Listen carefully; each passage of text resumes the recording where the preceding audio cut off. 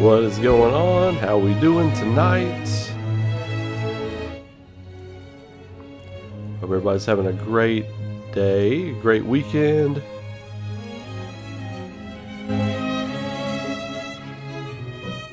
Not where I wanted that music to go. Alright, cool. Whew. I got stuff everywhere. My studio is a mess, but that's okay. That's okay. How we doing tonight, everybody? See the usual suspects in the chat tonight. How we doing? I see Chris Smith, Beck, Evo, my brother. How you doing? Zach, how we doing? Rick G, Darth Magus, say it the right way. Magus, my one and true favorite Chrono Trigger character.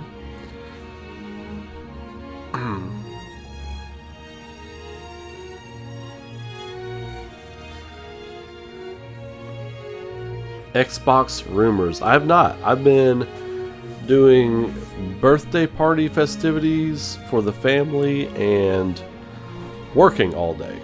So I am just now sitting down for streaming. Just finished some dinner. It's late, but that's how we do it around here. We do it late. So I am... A few of you reached out and asked me. Yes, I am going to be breaking reactions and stuff out of certain videos for Summer Games Fest. Like everybody asked where my Resident Evil reaction video was. I'm like, I haven't done one. Or I haven't clipped it out of the main Summer Games Fest live stream, but I'm going to. That should be up tomorrow.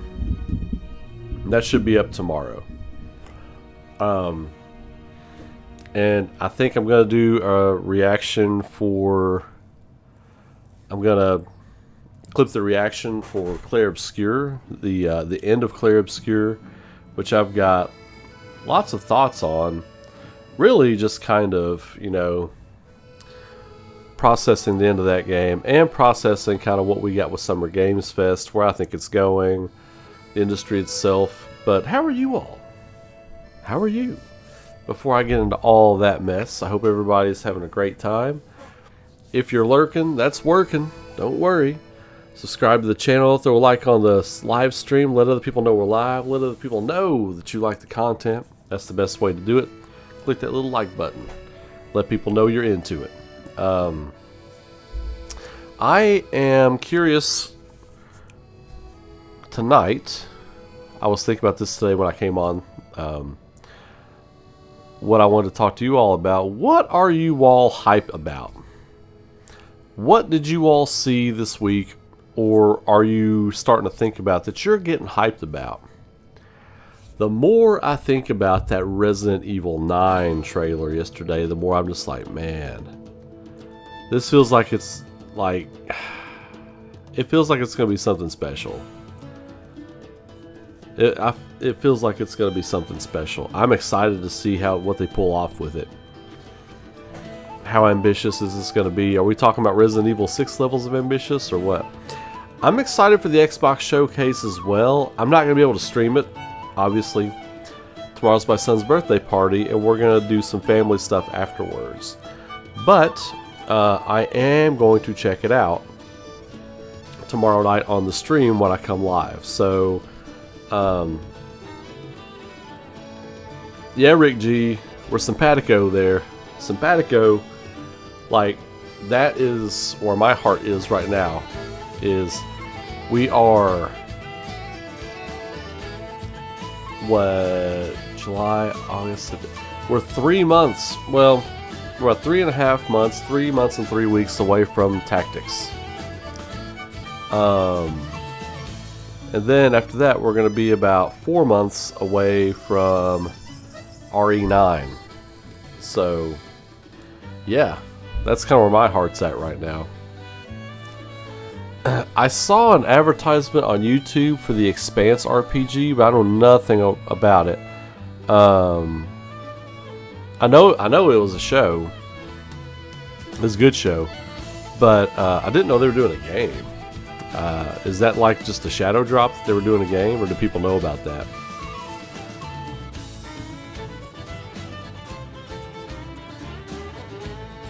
No, I think with the pre-order thing with Capcom, you know, a lot of times they don't do the pre-order until the fall showcase.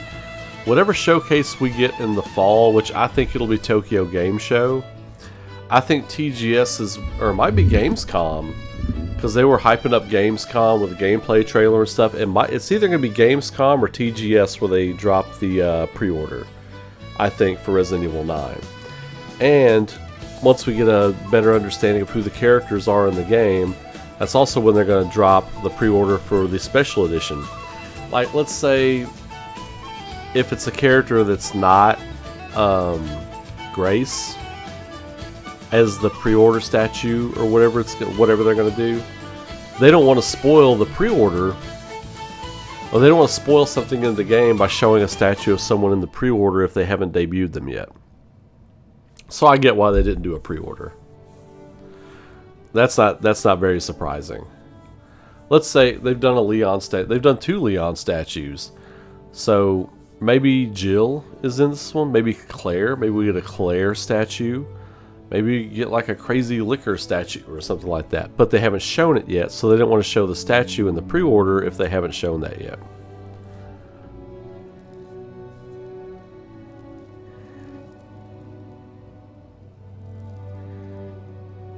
Nice. I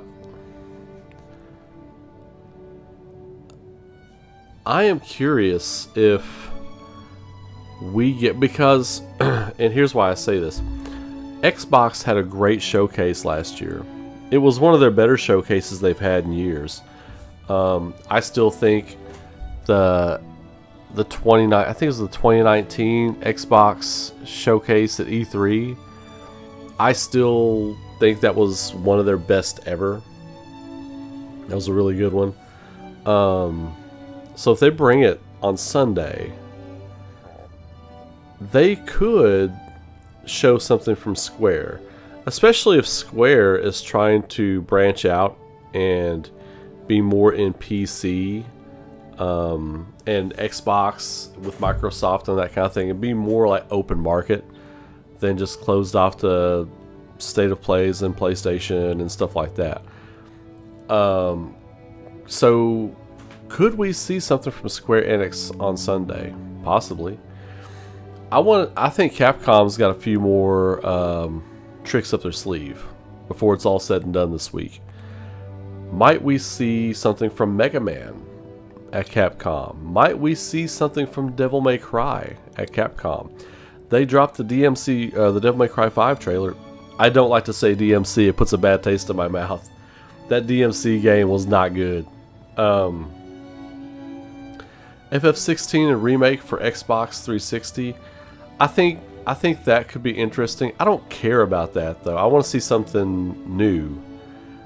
Whether it's like some more remasters or a new game. Just a new game. Something. I don't get excited about, I see people get excited about, oh, it's coming out on PC. Okay. But it's still the same game. It's just prettier and runs better. But, you're not really getting new content. Just all of the content they released for the console to this point. So the PC releases of 5 to 10 year old games never excite me. Yeah.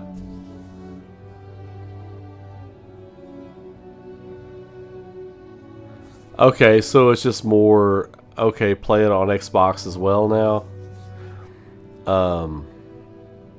Okay. So that's the rumors for Square. That's the hot rumors for Square, is that 16 and 7 Rebirth are going to be on Xbox. That's not juicy, man. That's not very juicy. Those are old games.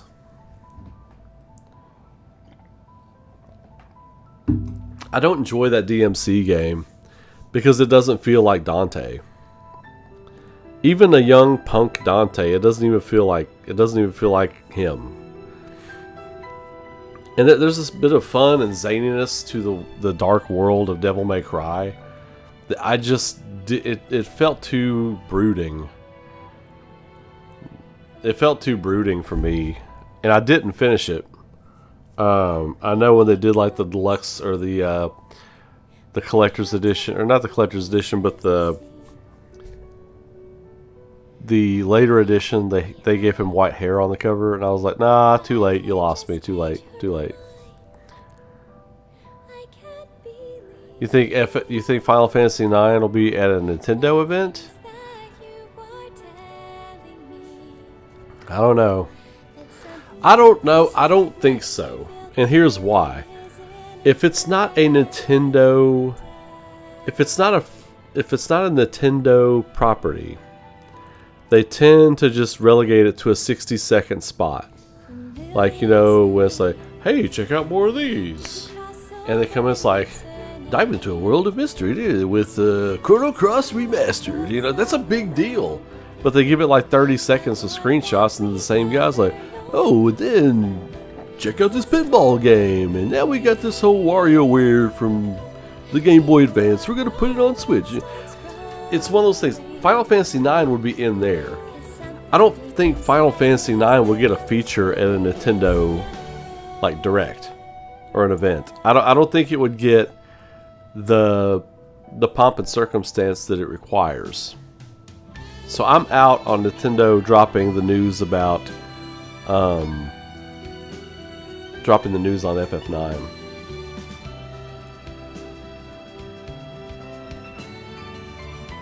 You liked it better gameplay wise? Okay, Luis. Okay. I still, for my money, the first Devil May Cry is my favorite gameplay. DMC5 really kind of tapped in to that Devil May Cry 1 gameplay. Really kind of tapped into the feel of it. But that's why I would say Devil May Cry 5 is my second favorite Devil May Cry game. The first one's still my favorite. I think the reason they didn't release RE9 pre-orders yet is because of what you said. It really feels like a misdirect here that Grace isn't the protagonist. Yeah, I don't think Grace is the protagonist. I feel like I think she's going to be like an Ashley Graham type character, but a little more resourceful because she is an FBI agent. Like, I don't think she's a field agent though. I don't think she's a field agent. I think she's going to be like a forensics person, right? Like she's gonna be like a desk agent, but she's gonna have to go into the field, and thus she gets captured. I've got theories and ideas, but it's way too early for me to be like, oh, I think this would be I got ideas of what I think would be cool if they did it, but we just don't know enough yet. Yeah.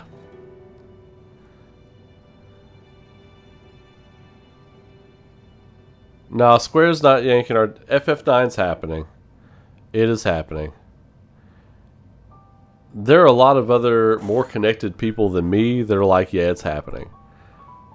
And they're all over Twitter. It's just, at this point, it's been about, what, 4 years? It's been 4 years, we haven't seen anything, and I get it, people are impatient, or they've lost patience. They've been patient, but they've lost their patience with it. Like, it's just not happening. It's been scrapped. It's been something. I don't think that's the case. I think it's like I said the other day. I really feel like Square is just trying to get on the other side of the Final Fantasy VII Remake saga before they start dropping a bunch of stuff, a bunch of like not remasters. You know, Square's doing remasters. They've been in that kind of market for a bit. But as far as like big tentpole releases, I think they're just trying to get through Final Fantasy VII Remake Saga, and then you're going to start seeing them drop and talk. That's why we haven't seen Kingdom Hearts 4. You know, not that I care about Kingdom Hearts, because I don't. You know, I'm not going to sit here and pretend I do. But I feel like that's why you're not seeing a lot about it, because they're like, hey, look, you know, our next big thing's Final Fantasy VII Redemption Part 3.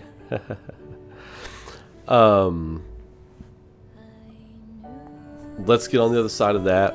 Let's use this time while people are focused on that, hyper focused on that, to get these other things cleaned up and done to a point where we can show them and drop a Capcom release date. That's Capcom, what they did with Resident Evil 9 at Summer Games Fest. Perfect example of what we talked about on the stream Thursday night.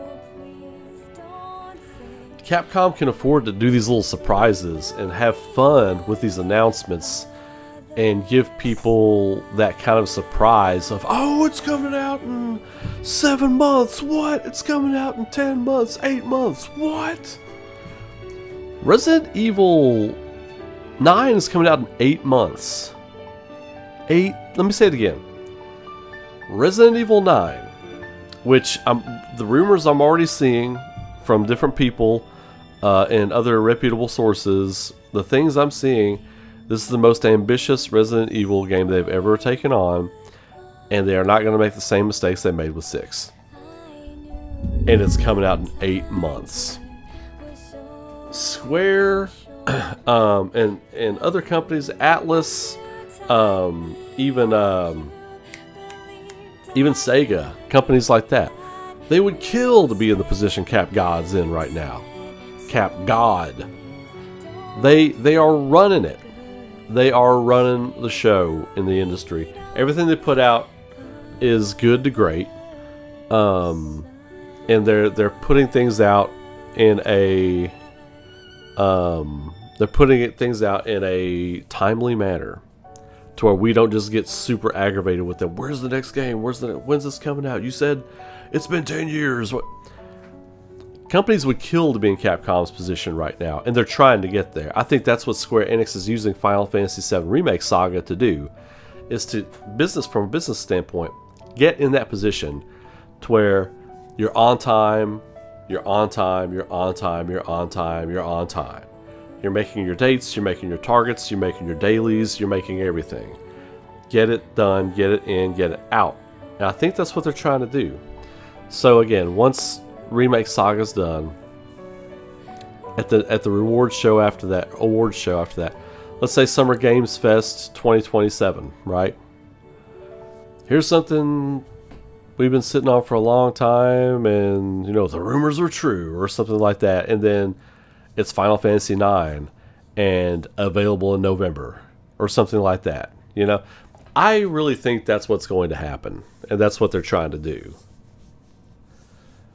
Kingdom Hearts 4 update for all you Kingdom Heartsies, for all you Heartsies out there. Kingdom Hearts. I'm fucking with y'all. But yeah, for real. I mean, I think that's what's going on with Kingdom Hearts as well. Kingdom Hearts 4. I feel like they're just letting it cook. And then there's going to be information on it when all the Final Fantasy VII Remake stuff's over. Because that is Square's main priority right now. Their numero uno priority is Final Fantasy VII Remake Saga. Making sure this is 100% exactly how they want it. Getting it done, getting it out, and then... it's like the universe of Star Wars after the Empire falls, right? It's like life after the Empire. Square Enix is getting ready for life after Final Fantasy VII, and like the MCU after Endgame, right? Let's hope they're better than that. Let's hope Square Enix is better than the MCU after Endgame. But it's kind of the same thing. Square Enix is preparing for a big content reset, and it would be really cool if 9 and Kingdom Hearts 4 led the way in Final Fantasy 17 coming out of that. I don't think that's impossible. RE9, yeah, I read that today as well, Chris. It was I think September 2017 is what I've heard. It's been in production since September 2017. That's nuts, man. That's nuts. That would mean it entered production around... See, 8 when Village went into production early or mid 2016, I want to say. Mid 2016, late 2016. So that would mean that Village and... Resident Evil Village and Resident Evil 9 were in production at the same time. And they're just finishing Resident Evil 9. That's crazy. That's crazy. Or no. 2017. Maybe it was 20... Did Village and RE9 start production at the same time? No, surely not. Surely not. I don't know, dude. I mean, I saw the same rumor that you're talking about today. I don't know. I think I want some clarification on that. If we're talking about an 8-year development for a Resident Evil game, this game better fucking knock my balls off. I mean, it better just be nuts ablaze. That's all I'm going to say.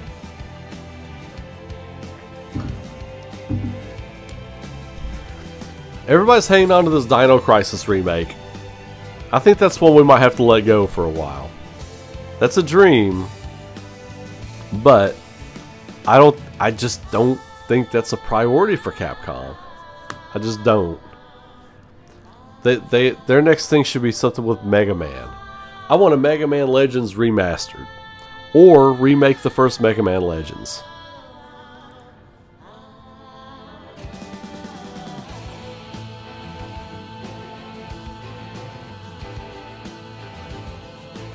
Yeah, and the thing, if these big games, if they're just trying to get them done and polish them or whatever, you stagger them. I wouldn't drop them all at once. I would stagger them. I'd come out Final Fantasy IX first. I'd be advertising that, and then you could have some overlap, like around the time that 9's about to launch. Then you can start advertising Kingdom Hearts 4, start talking about it, start promoting it. And then once Final Fantasy IX's been out for 6 to 9 months, you release Kingdom Hearts 4. And then you just keep the cycle going. That's what Capcom does so well. They keep the cycle going. And they don't break cycle, they stick to it.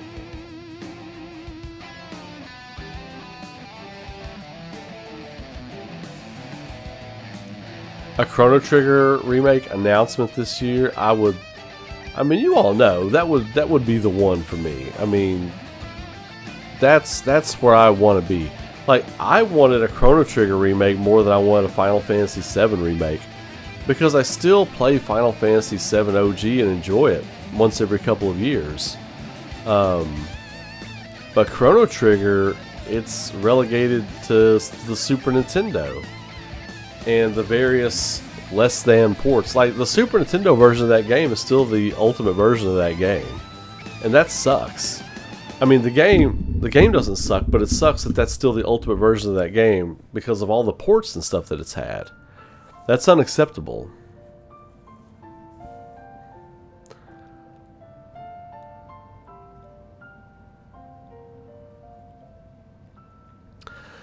It did sound like he was like getting emotional, that it was so ambitious, but I almost looked at it like he said that with like almost like a giggle in his throat, because he knew they were about to prank everybody.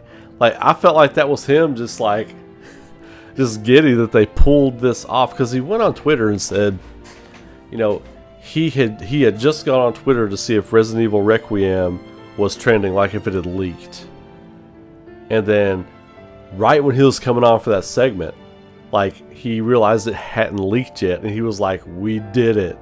Oh my god, we pulled it off. We pulled off this big surprise. I think that was him feeling giddy. That's what I felt. That's what I thought.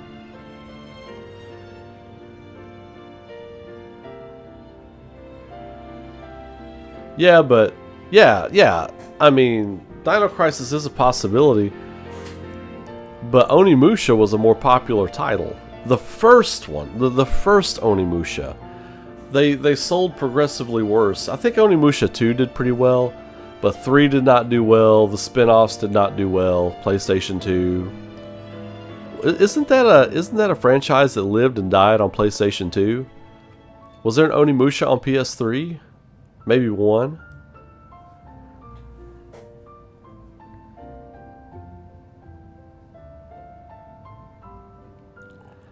I don't think FF9 is coming out in 2026.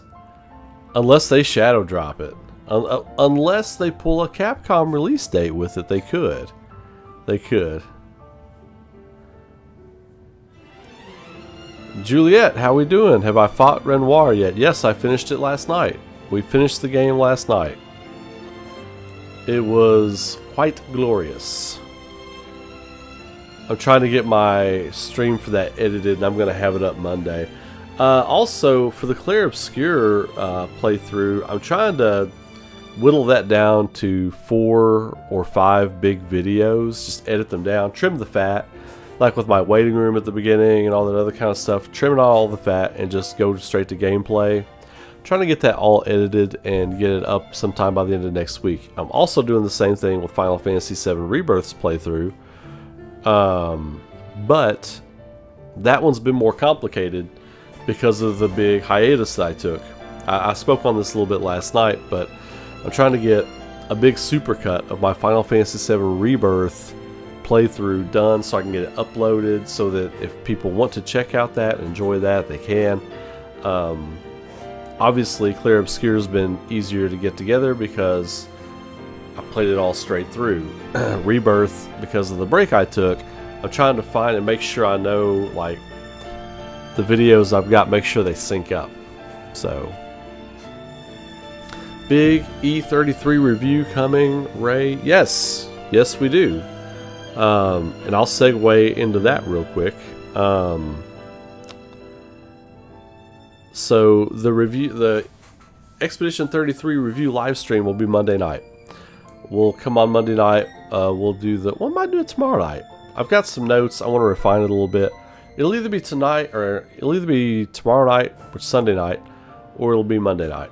I've got a lot of stuff I want to get out there.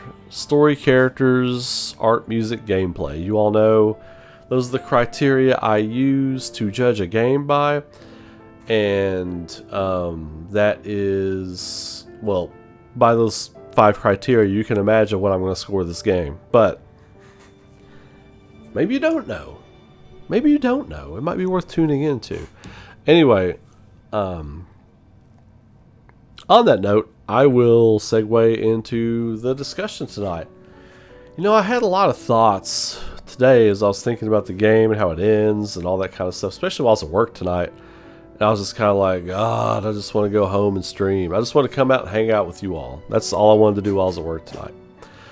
Come home. I knew my wife was going to be going to bed early. I knew my son was already in bed. He had a big day, so I wouldn't have time to hang out with the family. Just come home, throw on the camera, do some live streaming. That ending last night really hit me hard. It really hit me hard. Those of you all that are watching live, like, I actually had someone leave a comment that I was, you know, during the Renoir, like, I've got a reaction video of the end of Act 2 where I'm very moved by the transition with the music and the story and the way it sweeps through. I had some people that they were just kind of like, oh, it's a fake reaction. It's pretty cringe that you're like, man, no, I get that. I get some people do that. But man, everything I felt playing this game was super genuine. I'm just saying that to move into this. This game has a way of just like playing on your heartstrings. And this is why I love the indie revolution we're in right now. You don't have people at the top telling people how to tell their story. They're like, yeah, I understand why people might want me to edit this thing out or that thing out or change this thing, but that's not my story. So I'm just going to put my story out there and let the audiences be the judge. I love that's where we're at. And the Summer Games Fest people, Jeff Keeler, they were pushing hard everything into that direction. Clair Obscur, that ending was incredible. That ending was really incredible. It is... How do I put this? So, going into that last fight, I also had some people that were like, oh, I can't believe you picked Mael after, you know, you were, you got what they were doing with Renoir. I knew I was going to like the Verso ending more. I already knew I was going to reload the save and play the second ending. So I played the one that I wanted to get done first. I saw merit to both sides, and I did see merit to fighting for Mael to keep these characters around that you spent time with, and to see how that works and see who she paints back in. Obviously, she's going to paint back in Pierre and Gustav and Sophie and people like that. And what would it look like with Verso at the end? And he looked like Anson Mount from Hell on Wheels, playing piano or not playing piano. And then her still being a mess in the canvas. I had a feeling her ending was going to be something like that because she was getting quite cold toward the end of the game. So that's why I chose to go with her first. And what I thought was going to happen with that ending happened. The characters, and I don't know how I feel about this. I think it has more to do with the Mael character than the actual characters themselves. we didn't get closure for those characters. It was about Mael. It wasn't about Lune. It wasn't about Ciel or Monoko, or Esquier or any of them. It was about Mael and how fucked up she had become. Mael was really fucked up by being in the canvas. And her dad was right. Renoir was right. She was losing herself in the obvious years she had spent in the canvas. Which out in the real world is probably only a few hours, maybe a day or so. I mean, you still gotta eat, you still gotta take a shower and all that other kind of stuff, right? But, so confirmed what I thought was going to happen there. Renoir was right. It is about loss, it is about dealing with loss. But Mael, she chose to run from dealing with it in the canvas. In whatever the creative team behind the game, whatever their intention was with her face being all like the paint was running, almost like you put like turpentine on the painting, you know, and the paint was just running. Her face was just like deformed. It's like, you know, you can't hide what you really are. And that's kind of what that ending was saying to me. You can run, but that stuff is always going to be there. You're still going to have to deal with it at some point. You can run from it, but you're eventually going to have to deal with it. And then Verso, him being there, and you could tell he was not happy. Nothing was jolly or happy or even tied up with the endings. I was disappointed that we didn't get to see those other characters. And I'm gonna say something controversial that a lot of people didn't like when I first said this, but this ending really drove home that it's true. Those characters, even though we got to know them and got to love those characters and stuff, they weren't real. They were not real. Because we didn't get time with them at the end. Now, Sandfall Interactive has shown that they know how to make a game. They know how to tell a story. This is whether people want to like it or not, that is the story they told us, that those people weren't real. I don't know how the painters make people in their world, if it's offshoots of their personality or things they wish they still had and they're, you know, manifested in people or whatever. I don't know. I'm not going to speculate on that. I'm not going to even theory storm on that. That might be a theory storm for another time.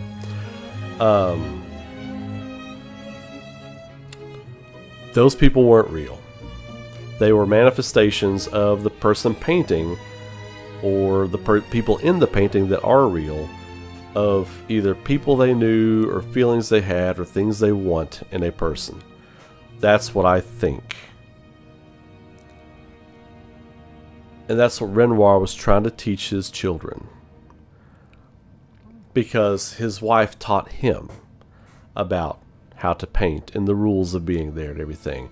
And he was passing on to them because their mother was not in a mental state to be able to do it right now. So, that's all I'll say on Mael's ending. It definitely felt like, you know, not that it was good or bad or anything, but it felt like the wrong choice. It did feel like the wrong choice. And I had a feeling that was going to be the case. And that's why I went for that first. A lot of people that were commenting on the video today, it was one of those situations like, tell me you didn't watch the whole thing without telling me you didn't watch the whole thing. Because people were acting like I didn't go do the second ending. Second ending.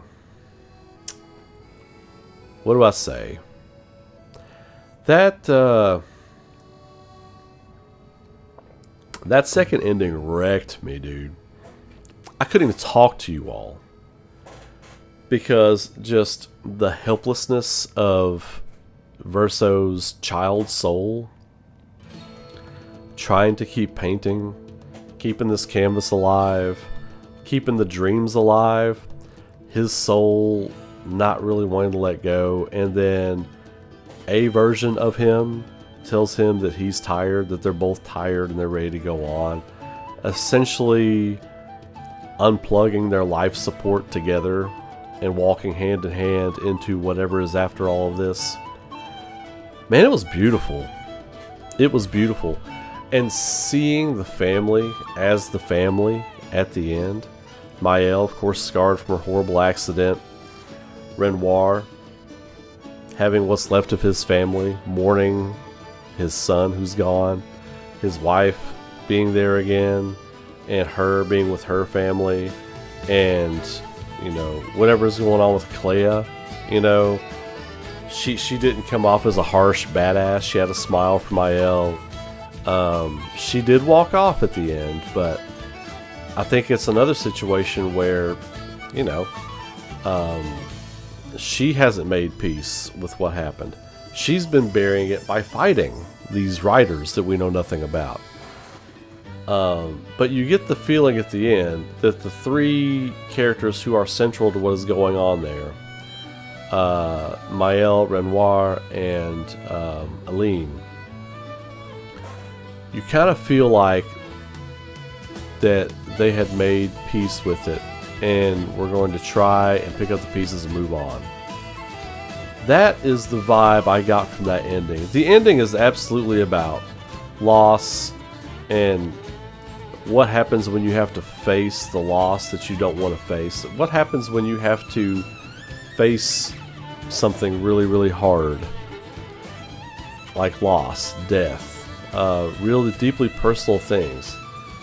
How does a person facing their own mortality, how does that person deal with it? We saw Verso fighting the whole time. Fighting to keep what little bit of him was still there until you come to a point, and I lost my mother in 2018. I lost my sister later that year, and I've lost lots of friends and family along the way. And the ones who I'll say are fortunate enough to know that it's their time and be able to say goodbye to people and stuff. There have been times when those people held my hand and said, "I'm just tired. I'm really tired." And they were ready to go. At the end, when Verso is talking to his child soul self, little Verso, I'll call him, and he was like, "Are you tired?" And he goes, "I'm tired too." That was the moment that got me. That was the moment that wrecked me, because it made me think of all those people and experiences I've had in my own life, and those people saying how tired they were, you know, and shortly after they were gone, you know. It was real. And I've said this about this game many times, and this will be the hallmark. This will be the main thing I take from this game and the production of this game, is that I'll put that there. Is that this was written by a person or a team, however many people wrote the scenario for this game, who didn't just say, "You know what? We love Final Fantasy X, Final Fantasy VII, all these other games that influenced us. Let's throw all that stuff in a blender and make our game." They could have done that, and it would have been fine. It would have been fine. It may have still been the GOTY, just based on gameplay stuff alone and everything. But the writing, they didn't go the route of just saying, "Here's what worked in all these other games that we love that influenced us, let's just make that." They took those things and they said, "Let's use our real experiences, the course or the path trodden by those who have lived real life experiences and know how to articulate those into a story. Let's weave that stuff into this story." And what we got was a piece of art. This game is modern art. I know people say that a lot. All games are art. All games are art. They are. They're made by artists. They're made by creative people. But this is head and shoulders above those things. It is written in a time when we really needed something like this by people who really needed to write this story.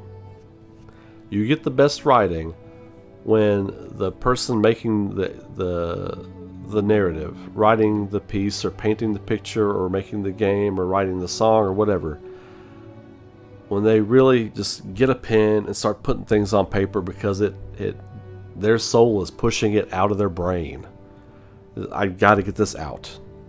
That's what this felt like. I don't know what each person that had to do with the story went through to get here. All I know is you feel it. You feel it. And I've never had that happen for me in a video game. Like I said on my X post, my tweet. X post, that sounds so weird. I hate saying that. My tweet last night after finishing the game, maybe it was today, I can't remember, it was one of the two. I've never had a piece of media move me like that.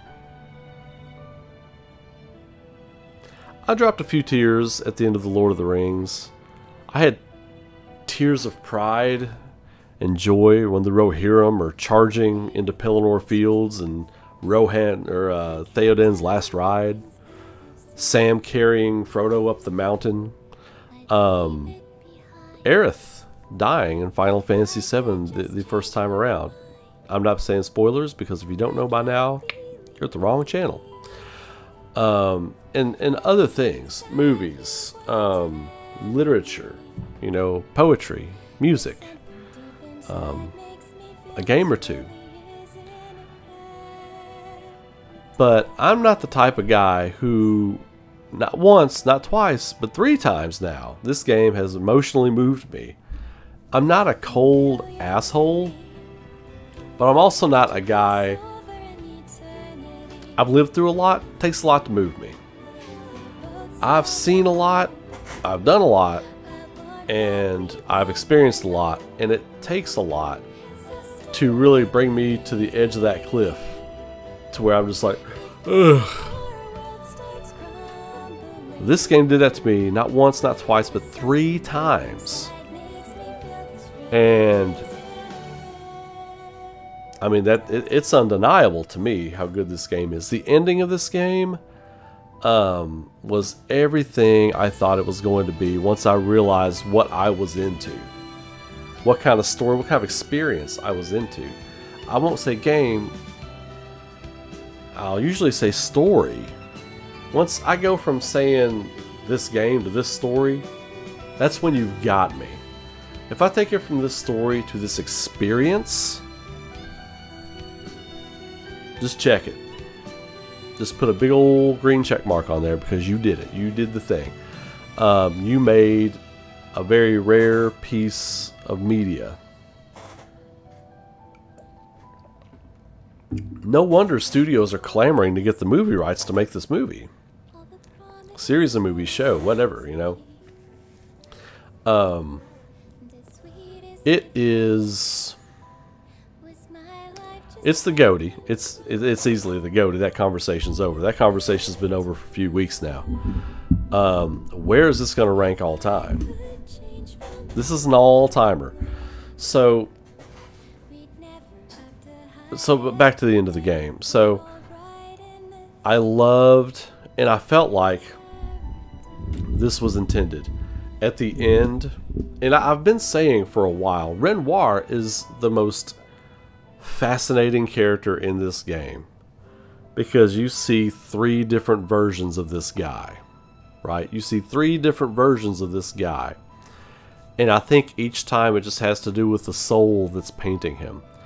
The first time it was Aline, trapped in there as the paintress who painted him, and she was fighting with him about the loss of Verso, painted him in this very authoritative kind of almost, you know, megalomaniacal, my way or the highway, superhuman tool of death, you know, because they were having marital issues because they lost their son. And so, but it was still him. Like, there was still love in that character. That was what, it wasn't until the end of the game that I realized what they did. And it was so potent. Like, even Maëlle, when she painted her version of Renoir, she was telling them, it was like, oh, it won't be like before. You know, this is my version of Dad, you know, and everything. But he was still protective. It was still him, because that's how they feel him. That's how they know him to be. It's like they love him and they know that he loves them. But it's where they were at that point in their life that made him the way he was. Like, Maëlle understood that her father would not want her in there.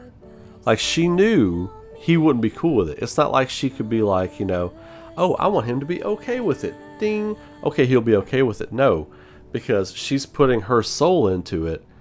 Her soul it knows the truth. You can't lie on a spiritual level with this stuff. So it was still a different version of the character, but he was still like, you got to get out of here. You can't wind up like your mom. You know, it was memories. It was what their soul feels about the father. So then in the real world at the end, when he's embracing his family, you see the real tender version of that man. You see the real tender version of their mother. You see the real damaged version of Maëlle, and you see the real conflicted version of Clair, who is a good-hearted girl, but she's conflicted. It was masterful. They didn't say a fucking word at the end. Not a word. You could see it in the emotions of the characters. The way they were looking at each other, the way they're standing in front of Verso's grave. And here's the thing. Everybody can't do that. That's not just something where it's like, oh, that's how they did it. Okay, let's go do that. No. If everybody could do that, everybody would do that. Everybody can't write like that. Everybody can't act like that. Everybody can't dream like that. And that's the truth of it. There's going to be a lot of people that try to copy Expedition 33, and you'll know they're copying it because they can't do it like this team did it. Just like when Final Fantasy VII was concocted in 1994 and then finished and published in 1997.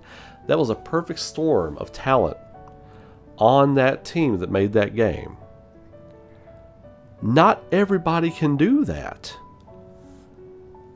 I understand how you play basketball. I understand what it takes in the skills and everything. But I can't do what Michael Jordan used to do. I can't do what LeBron James or Steph Curry do.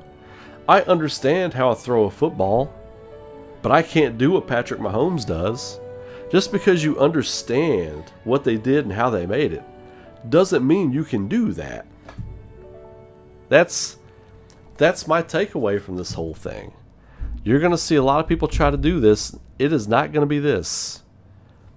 I'm sure they'll make good things, but this thing is head and shoulders above anything I've ever played. See this gray? Yeah, been playing games a long time. I ain't never played anything like this. And those aren't necessarily final thoughts, they're just thoughts. That's my take on it. It's just an amazing work. It's just an amazing piece of work. There are infinite things that could be said about this, but all I'm going to say for now is that this is the game of the year, regardless of what comes out this year. I'm sure there'll be amazing things come out this year, but I don't know that anything is going to come off as masterful as this. Just solely based on the writing. I've not even gotten into the gameplay. I've not even gotten into the world that was created within. I've not even gotten into the mythos and my theories behind that stuff. I've not even gotten into the extra stuff they give you to do. I mean, I've not even gotten into the different characters. That's just what was presented to us in this ending with these characters. It's profound. It's a profound work, and it's on another level. So those are my thoughts after finishing the game. I could go on, but I think that pretty much sums it up. Read some of your comments here real quick. I didn't read them as I was talking, but yeah. And Zach, talking about her being selfish, that is what her father was trying to warn her against. He's like, you can't end up like your mother ended up here. I'm sure when the paintress came in, she she didn't intend for that to be that way, It just happened.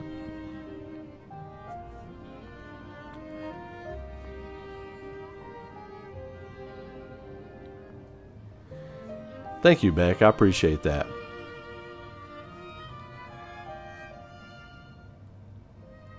Yeah, it's heart-wrenching, but it feels real. It felt so real. Like if I go back and play that verso part with him and the kid, I'm gonna cry again. Like I thought of that visual today and I started getting choked up a little bit. Like it is just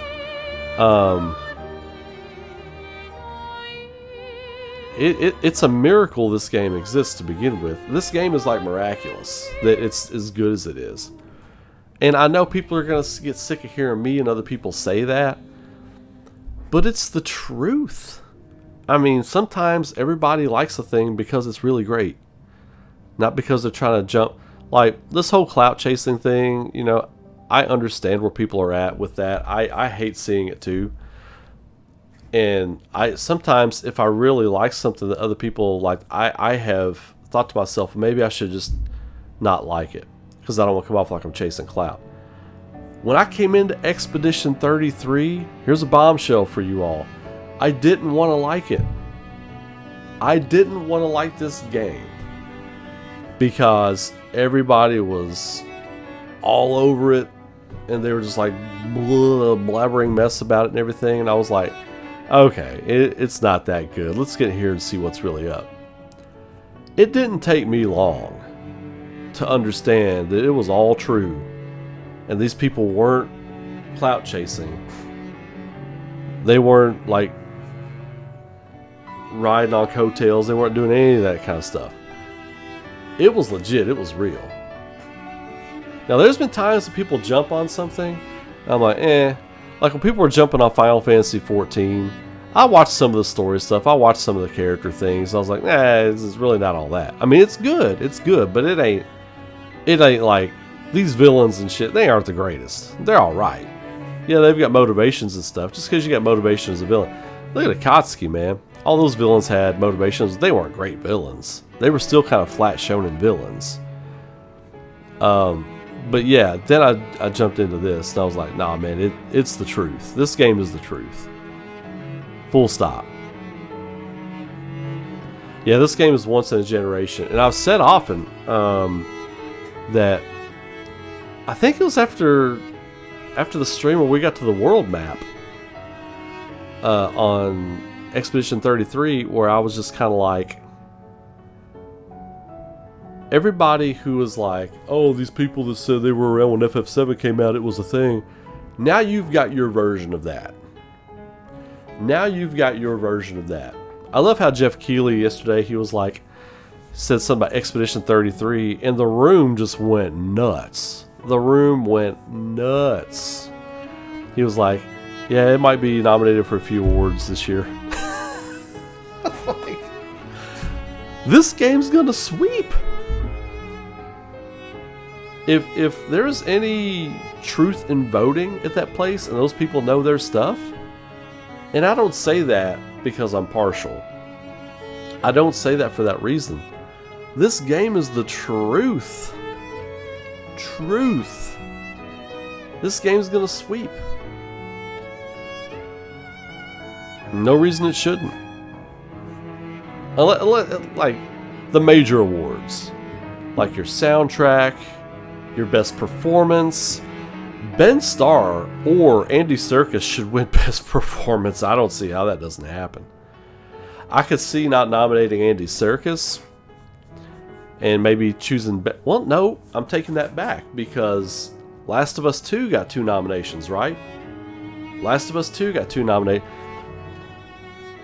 And I hate to not put the other actors in this game in there, but those 2 performances from Andy Serkis and Ben Starr turned in a timeless performance in this game.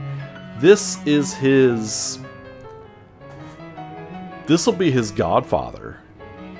You know? I mean, point to a performance by a famous actor. You know? I mean, Tom Hanks has a few. But this is his Ben-Hur. This is his Godfather.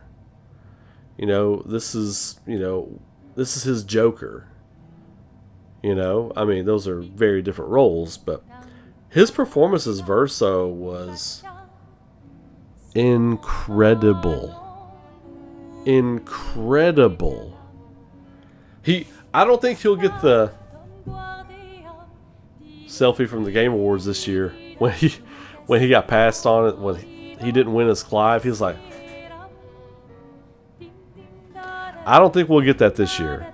I don't think we're going to get that this year. What's next for this team? I don't know, man. I think they could do... I think they could do and go anywhere they want. I hope this game hits 10 million sales lifetime. I would love for us to be next summer sitting here and being like, yo, Clair Obscur it hit 10 million. It hit 10 million.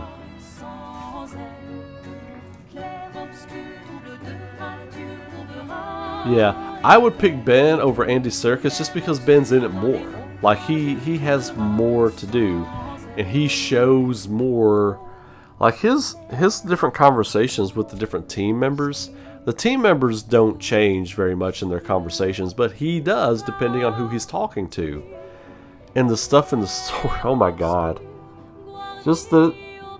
Oh my god, just that, I'm starting to get a little choked up again. Just the scene at the end and his ending, where he's like, yeah, I'm tired too, you know, and he's like, he gomages away with his soul, and it's like, God, man, that's crazy. Yes, Ben Starr deserves it. Hope he gets it. Because don't they do like a nominations live stream, like when they announce the nominations for the Game Awards in, like, was it October or November, maybe September when they do that? It'll be interesting to see. He does have incredible range, but I didn't realize how good his range. I didn't realize how really good he is until this game. I've talked to him, like, I went to Otakon in Washington last summer. I want to say it was in August. And he was there. And I got the chance to talk to him for a little bit. Really cool dude. Of course, he talked to everybody that was there, you know.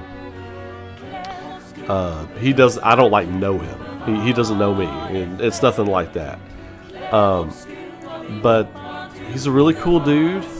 His heart is really in all of this, in his roles. And here's the thing I love right now, currently, about the current batch of voice actors we have that are really good and really getting the work, is they're not just like failed Hollywood or washed up Hollywood actors that are just looking for a check. They want to be here. They want to be here. Like John Eric Bentley, we are friends, and he works with me on Aurora, and we're going to be doing some other stuff together in the future. Plays Barrett in Final Fantasy VII Remake. He's been in Hollywood productions. He wants to be here. He wants to be here.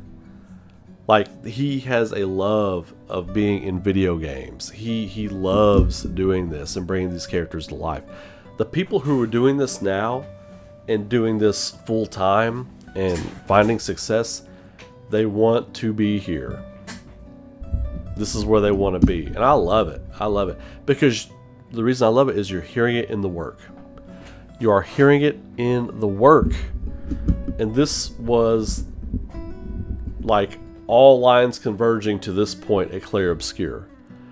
Your independent developers who wanted to make their own story, the people who just wanted to make a good game, the writers who wanted to tell their story, the musicians who wanted to make music the way they wanted to make it, and the producers telling them, make your music. This is what we're looking for. Show us what you got. And the actors who wanted to be here. One of the many reasons this game is so good, and I can tell you from a production standpoint of a guy who works in production, who is a producer, who I have directed, and directed talent, and went out and recruited talent, and all that kind of stuff. It is hard to line something like this up. And the fact that they got it done in such a fashion, this game is amazing. Of course, I've got my review coming up in the next day or two. We're going to do it live here on the channel, but you kind of got, I think you pretty much got a sense of where I'm going with this thing. It's just really good. I mean, it's really incredible. It's a timeless tale. It is the game of this generation, and there is just, I mean, I'm not going to just sit here and try to fill space. I mean, it is just that good. It is that good. And I am really excited about what's to come for Sandfall Interactive. Don't make a fucking arena shooter. Sandfall Interactive, please don't make a fucking arena shooter. We got enough of that shit. Don't do that. Please, please, please, please. Please, please. With sugar on top. Don't fucking do it. Okay? Please. Don't do it. Voice acting is so much more complicated than visual acting. The current VAs out there right now are all so talented. We're living in a great time for voice talent. Yeah, this is like the golden age of voice acting right now. I would love to see all my favorite classic animes kind of redubbed. Though, the classics are classics because of that charm, I love Tenchi Muyo. I love Outlaw Star. I love, famously, Cowboy Bebop's like one of the best dubs ever made. So not that stuff, but like 80s stuff, like Space Battleship Yamamoto and Macross or Robotech. A bunch of Voltron, Samurai Warriors. All that kind of older stuff, that would be fun to see. Even the Dragon Warrior anime, Dragon Quest, I know we all call it Dragon Quest now, but when it was an anime, it was like a 13 episode OAV, I think it was Dragon Warrior. It was such a good show. Sunday mornings. Trigun, I love the original dub of Trigun. And I will defend Kazewa Mirai Nifuku till the end of my days as one of the greatest ending themes ever. Na na na na na na na na na na. Dude, I love that song. That is my jam. Like every now and then I'll pop on the old Trigun DVDs.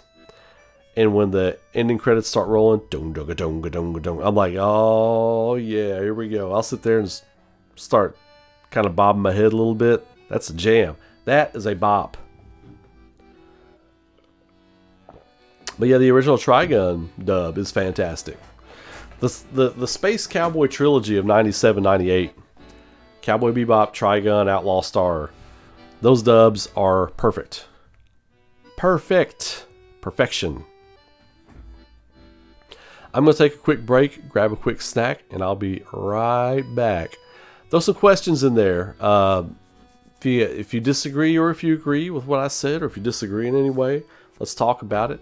What other kind of stuff are you looking forward to? And one question for you. What should I play next?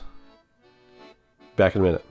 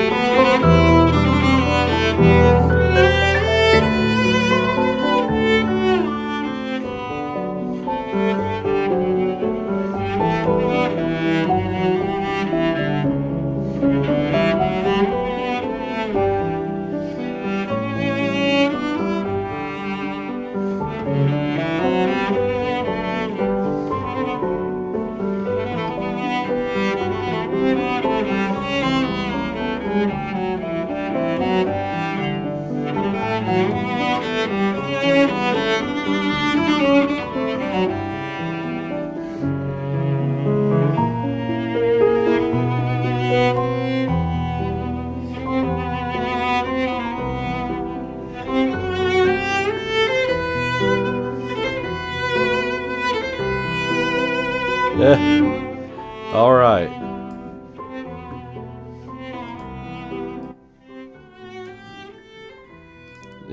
Yeah. I have a magic mouse on my Mac that magically dies every 2 days. So, sorry that break was not supposed to be so long. I was sitting here trying to figure out why my mouse died. So, it sounds like I got a pet mouse that died or something. My mouse died. No. Yeah, the thoughts. I was reading your all's chat stuff here on Clair Obscur. It's become an anthology series. I mean, maybe, Frank, but the trick to Clair Obscur was the mystery of what the fracture was. The fracture in the family. But, you know, in the world, the painted world, we didn't know what was going on. Like, we had an idea that this was like a fabricated world, like a dream world, or like a post-death world or something like that. We really didn't know.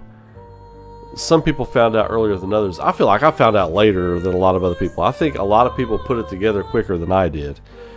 That being said, I think the trouble with making it an anthology is kind of like Assassin's Creed with the Animus. Once you realize what the trick is, it kind of removes an element of mystery from the game. So if they make it an anthology, you have to find other ways to make it mysterious. There has to be like a new mystery. You know what I mean? Not like, what is this world? What's going on here? Who is this? Now if you play a new Clair Obscur game, Expedition whatever, Clair Obscur, insert subtitle here, you're just like, okay, who's painting this? Okay, who's writing this? Who's, you know, who are these people or whatever? It'd have to be something like the villain of the story is actually in your party or something this time. You know, I mean, it would be something kind of weird. But the main mystery of what is going on would already kind of be answered because you know how this world works now.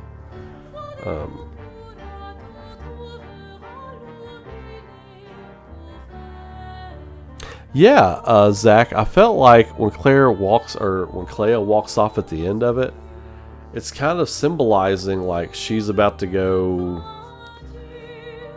have her own adventure, her own story, or something like that. But again, you know, we don't get those characters anymore. So in that way, it kind of becomes an anthology, like Frank was saying, because you're getting new characters and essentially a new story, even though we know the main family. Maybe the villain in the next one would be one of the writers or something. And they were setting that up. They didn't just mention it with no intention of going back to it. That could be DLC. The Clea thing could be a whole DLC side story. We don't know. We don't know. Final Fantasy XII Zodiac Age run? Yeah, that'd be cool. I just played it about 4 years ago. But yeah, I could probably start a new one. I've got... Some people have mentioned Suikoden, the Suikoden collection. I've got Lunar still I want to get to. Excuse me. Whew, that was a legit yawn. Gaijin Himoto. What's up, Gaijin? I might start Lunar Monday after the review. I think I'll do the review Monday night, and I might start Lunar, the first one. I haven't played Lunar 1 in ages. I feel like I play Lunar 2 every 3 or 4 years, just for a fun little romp, but I haven't played Lunar 1. I've actually forgotten things about that game. So that might be fun to go back into. I finally got the physical copy of the Lunar collection on my shelf, and I have not even cracked it open yet, so might be a good time to crack it open. I would love to dive into some classic Resident Evil too. Oh my god. I am kind of jonesing to play RE2, like the classic Resident Evil 2. I'm kind of jonesing to play that actually. That'll be in the lineup.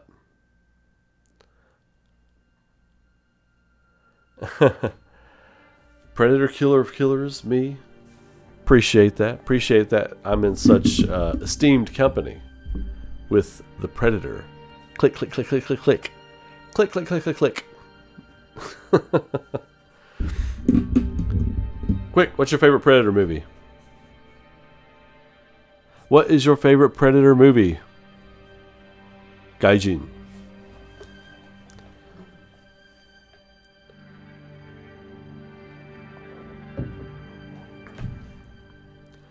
I will go ahead and tell you Predator 2, even though I don't think I have a favorite Predator movie, Predator 2 is a slept upon classic. People slept on Predator 2.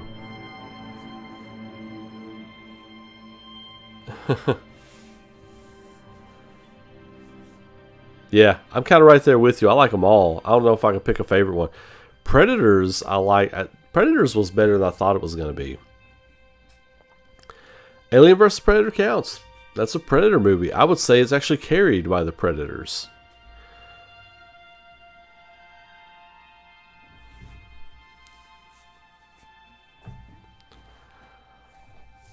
Prey was good. Prey was better than I thought it was going to be, honestly. I didn't know what to expect, but it was good.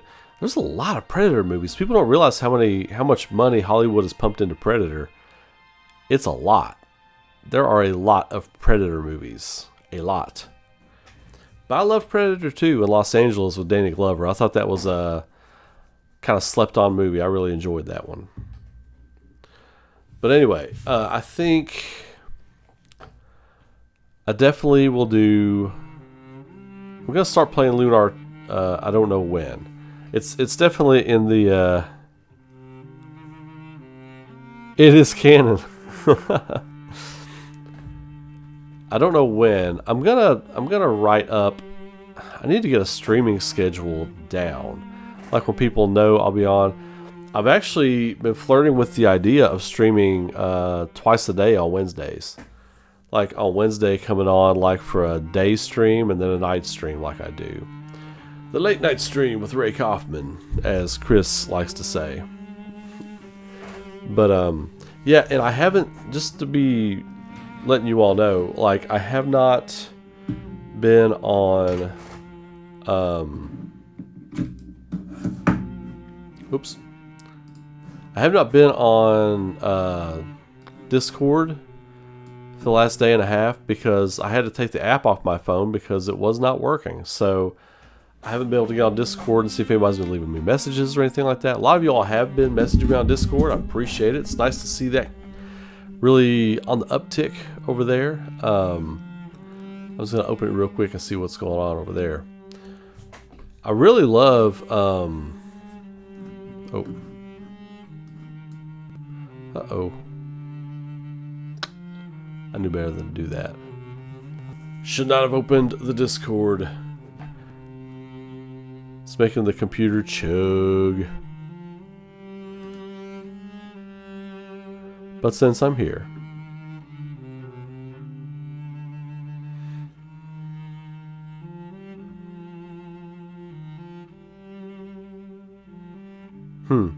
Chris Scott's like, I would love to see you react to this video. Hang on a second. Capcom unofficially announced that Resident Evil 9 and Final Fantasy 7 are set in the same universe. I don't know about that. Nintendo, I'm banking FF9 remake news, Expedition 33 going to Switch. Huh, everybody's... Okay, so I missed a lot on Discord the past couple of days. Missed a lot. Okay.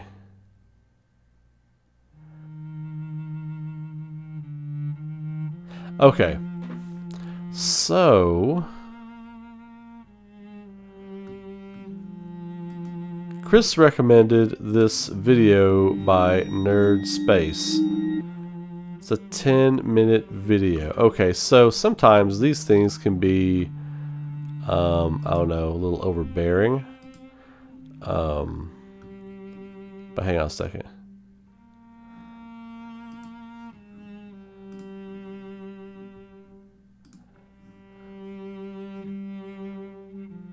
All right.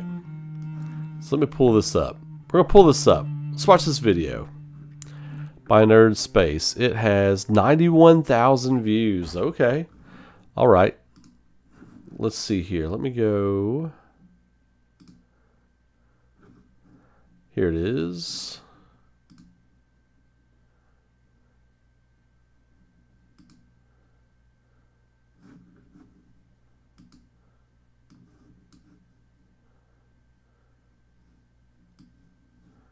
I'll get this right.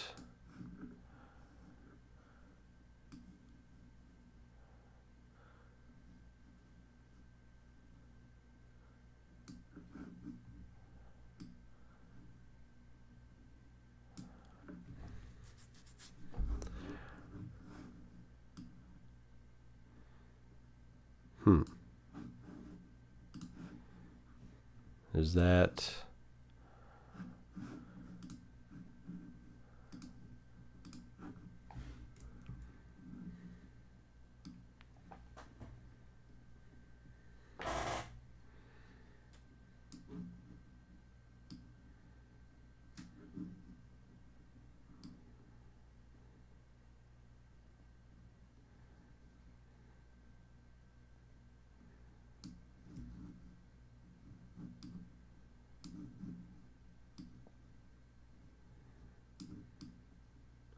All right, let's watch this video here real quick.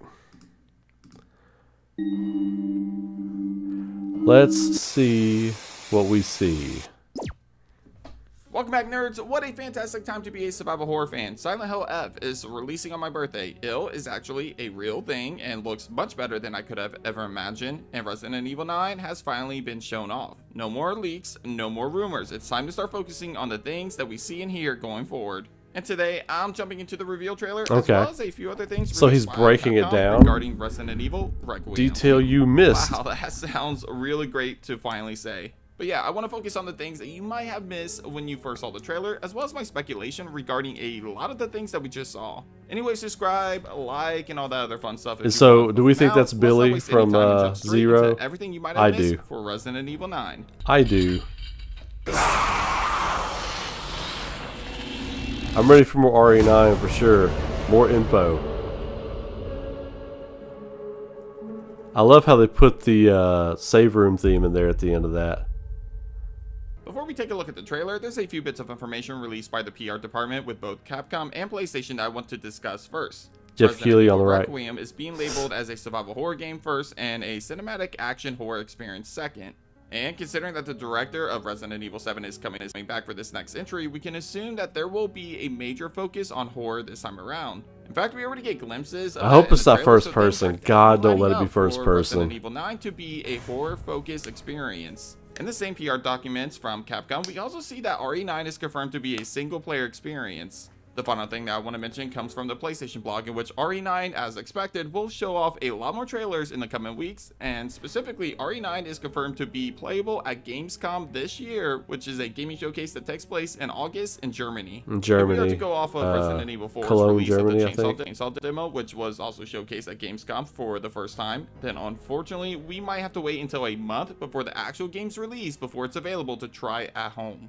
Meaning that I wouldn't expect a demo until January or December at the earliest. That's pretty much all the information that we have on the PR stuff. Now let's break down the trailer. The trailer begins with us at the FBI, in which we are introduced to I swear that looks like one of the main Rose. characters of the game, Grace Ashcroft. Any hardcore fans of the series would immediately recognize her last name, as Alyssa Ashcroft was a playable character in Resident Evil Outbreak Files number 1 and 2. While these games have never been officially confirmed by Capcom as canon, this isn't the first time Alyssa's name has come up. We also got an Easter egg in the form of an article that she wrote regarding the Baker estate incident in Resident Evil 7. As the trailer goes on, we learn a few things right away. First off, Grace is Alyssa's daughter. Secondly, Alyssa was murdered 8 years prior to the start of this game. While the game doesn't officially confirm when it takes place, we do somewhat have a timeline to work with. Thanks to the Easter egg I mentioned earlier, we know that Alyssa was alive in 2016, considering that she wrote and published an article that year. That means that the earliest that this game can take place is 2024, since Alyssa died 8 years earlier. Yeah. So my guess, I'm thinking that this game takes place somewhere between 2025 and 2026, putting it 4 to 5 years after the events of Resident Evil Village. The main campaign, not the post-credit scene or Shadows of Rose DLC, that is. Moving on, we also noticed that Grace was doing some research on some murders that revolve around some sort of disease. Honestly, this sequence gave me hardcore Arclay vibes. Yep, that's what I said. Mysterious attacks that led to the events of the first game. Moving on, Grace is told by her superior, Nathan. That's what I was telling you all last night, that it's meant to invoke images and thoughts of Resident Evil 1, the Arclay Mountains incident. Because they're taking us home. They're taking us back to basics. They're taking us back to Resident Evil, what Resident Evil is. I love that he pointed that out right there. Okay, moving on. That he needs her to be at the scene of a recent crime that apparently took place in the same location that Grace's mother died in, Brentwood Hotel. After being told this, we are treated to a few flashback sequences, which leads me to more hidden details. First off, we get to see what I believe to be Alyssa Ashcroft investigating the Brentwood Hotel. Essentially, with how many different scenes that we see in this sequence of flashbacks, I'm guessing that these flashbacks could be playable in the same way that Mia's flashback sequence was playable in RE7. Again, we are dealing with the same director of RE7, so that really wouldn't surprise me in the slightest. Also, fun fact time, it's kind of crazy that we got to see Alyssa Ashcroft, a playable character in a spin-off game on the RE engine before we saw characters like Rebecca Chambers and Barry Burton. Anyway, moving on, we see a hooded man in a flashback sequence in which I assume is Alyssa's killer. I have a theory about this character, but I'll talk more about him later. He looks like, as it won't be the last time we see him, and I think we do get a better look at him later.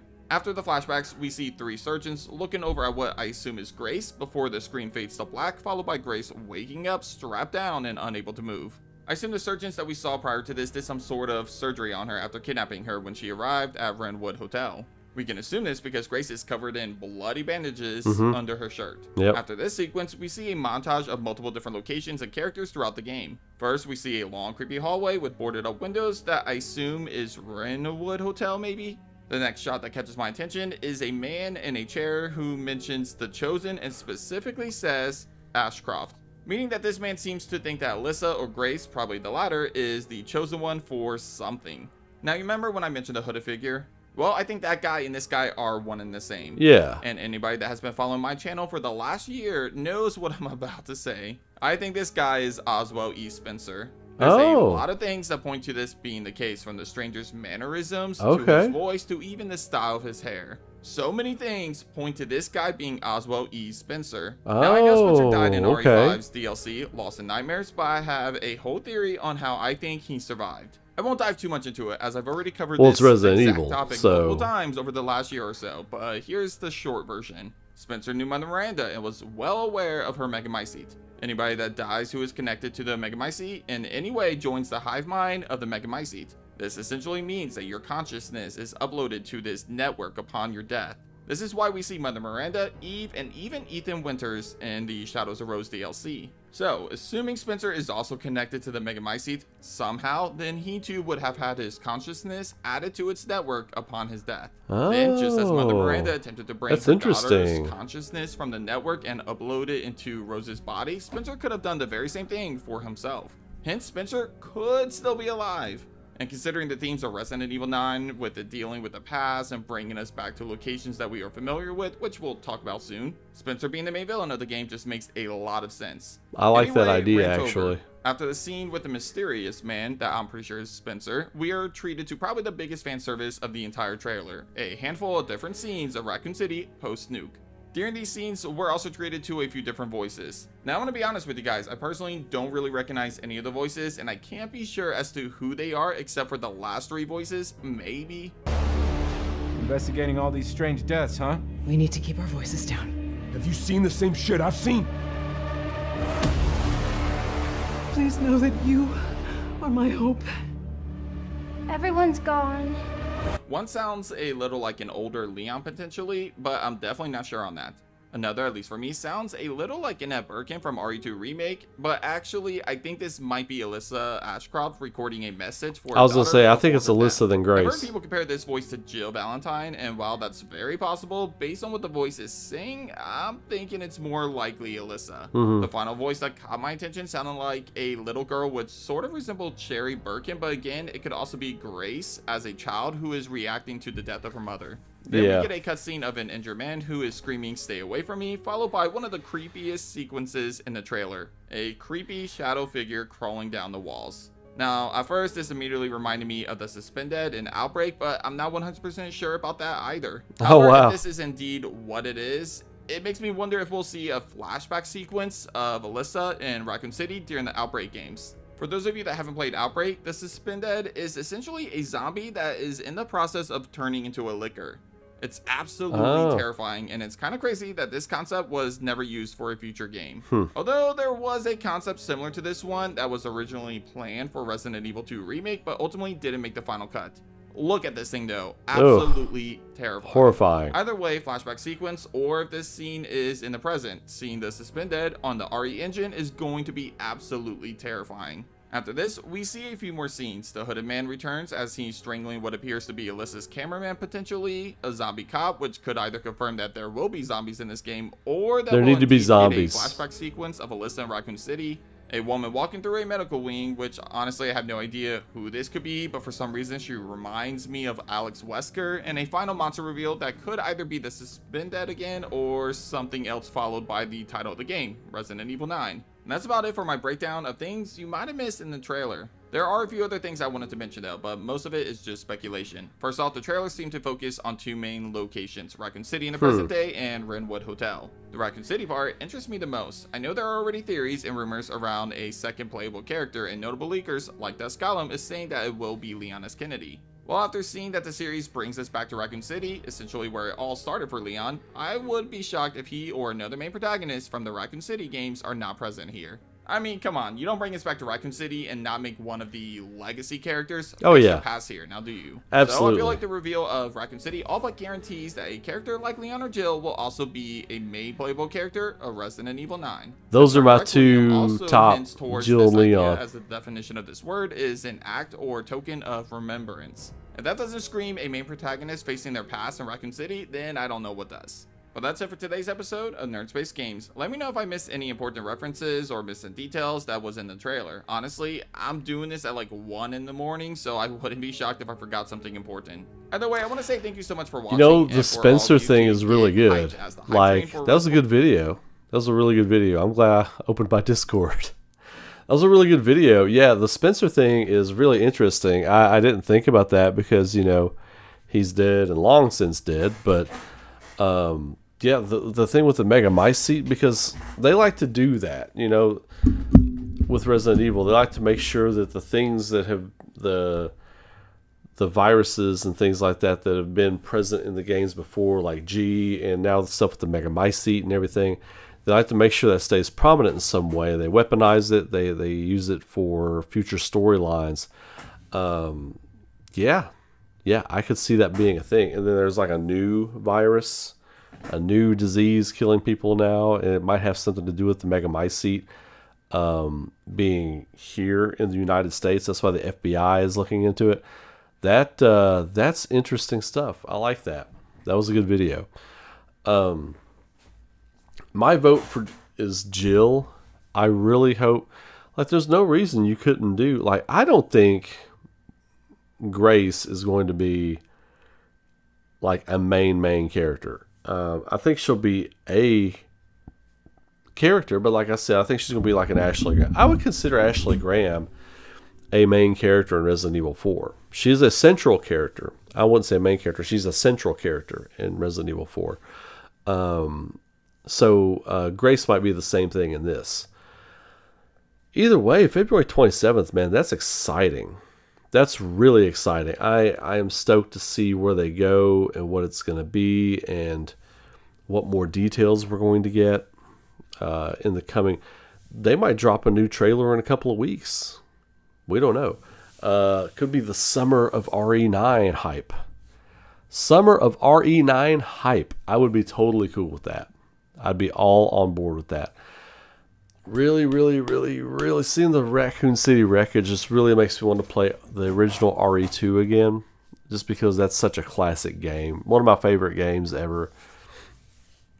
It's my second favorite Resident Evil game, just behind Resident Evil Remaster from 2002. One of my favorite games ever. I think that Resident Evil Remaster, it's in my top 10. It's definitely in my top 10. But yeah, so I guess that's going to do it for me for the night. I've got, I'm going to get me some sleep. I'm going to get some good sleep tonight. Sleep in a little bit tomorrow. It's my son's big birthday party tomorrow. Going to be a busy day. And then tomorrow night I'm going to come on, and I think tomorrow night I will just go ahead and do my review of Clair Obscur. Go ahead and get that out there. And anyway, thank you all for being here tomorrow night live. Hopefully around 9 p.m., but probably around 10 p.m. Depends on what time I can get my son to sleep. It will be us going live, my Clair Obscur final review, and don't miss it. I'm really excited to get it out there and do some other things this week. Hope y'all have a great night. Be safe, be good to each other, keep rocking. Y'all know how we do it. And I will catch you all in the next video or live stream. Y'all take care.